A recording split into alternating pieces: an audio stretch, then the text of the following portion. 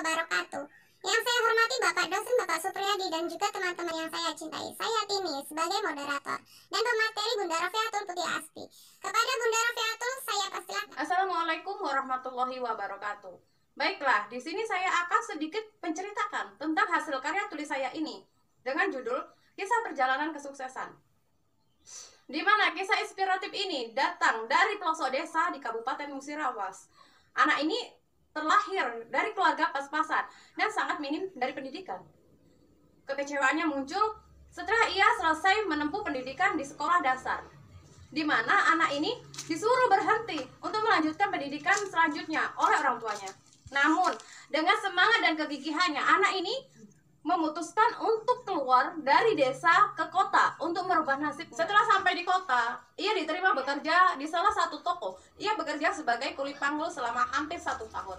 Ketika ia bekerja, ia bertemu dengan seorang ibu-ibu. Ibu ini salah satu pengasuh di salah satu panti yang ada di kota di mana anak ini bekerja. Ibu itu merasa iba dan kasihan kepada anak tersebut karena di usianya yang masih usia sekolah, ia sudah bekerja keras. Ibu-ibu tadi menghampiri anak tersebut, menegur sapa, dan mereka saling berbincang, saling kenal satu sama lain. Ibu ini tadi memberanikan diri untuk bertanya kepadanya, kenapa ia harus bekerja dan apakah ia bersekolah. Lalu anak ini bercerita mengapa ia harus bekerja di usianya yang masih sangat muda. Panggil saja anak tersebut dengan nama Paino. Keesokan harinya, ibu tadi menghampiri Paino kembali. Ia menawarkan kepada Paino untuk tinggal di panti. Ia juga akan membiayai sekolahnya. Namun Paino masih belum mau menerima tawaran ibu tersebut karena ia masih mau memikirnya terlebih dahulu. Beberapa hari kemudian, ibu tadi mendatangi Paino kembali untuk menanyakan penawarannya. Ternyata Paino mau ikut ke panti dengan syarat ia masih bisa bekerja.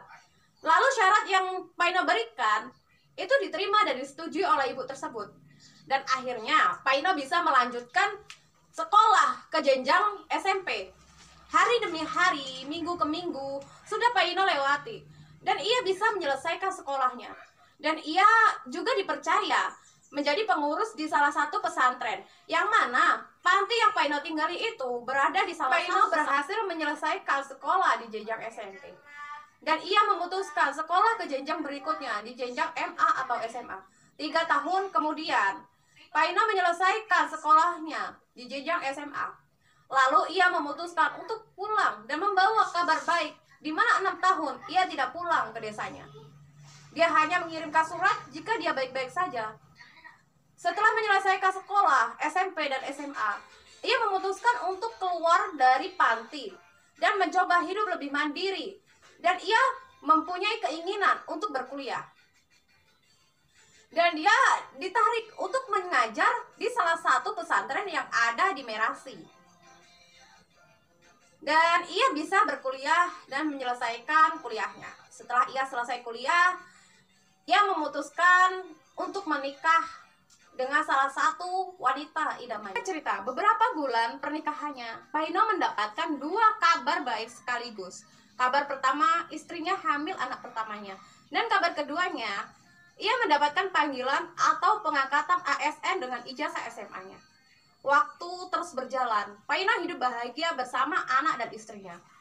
Meski banyak ujian dan rintangan yang keluarga mereka hadapi, di usia anaknya menginjak usia 4 tahun, Bapak Paino dan keluarganya memutuskan untuk keluar dari pesantren dan mencari tempat tinggal yang baru, yang dekat dengan tempat tugas. Setelah 5 tahun menepati rumah barunya, Paino melanjutkan pendidikannya ke jenjang S2. Meski Bapak Paino sudah ASN, namun dia tetap berdagang, seperti menjual pakaian, telur bebek, beras, dan makanan ringan seperti keripik tempe, keripik pisang, dan lain sebagainya. Dari kisah Bapak Paino yang terlahir dari ujung desa, kita bisa banyak belajar bahwa kesuksesan tidak dapat diraih dengan mudah seperti membalikan telapak tangan. Banyak proses yang harus dilalui. Kita tidak boleh pantang menyerah dengan kegagalan yang sudah kita lalui.